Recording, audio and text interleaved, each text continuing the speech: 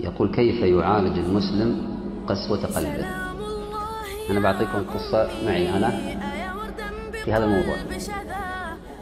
الشيخ محمد المختار الشنقيطي من مشايخ المدينة، واعظ وعالم، وكانت لي معه علاقة، فركب معي في سيارة، فسألته هذا السؤال، قلت: ما هو علاج قسوة القلب؟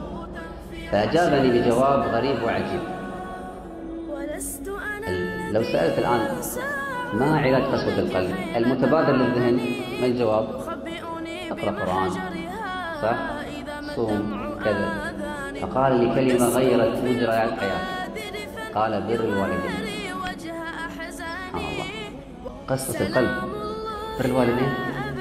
قال: نعم، لأن رضا الله من رضا الوالدين، وسخط الله من سخط الوالدين، فمن كان حريصا على بر والديه رضي الله عنه وبعث في قلبه السعادة والراحة وانشراح الصدر ووفقه في أمور حياته.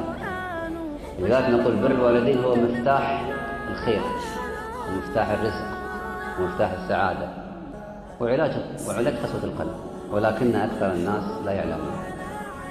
فكلما ازددت من برك بوالديك وأدخلت السرور على قلبيهما ستجد توفيقا وتيسيرا وانشراحا وراحة. فنكتفي بهذا، مو الأسئلة، نكتفي بهذه النقطة في هذا السؤال.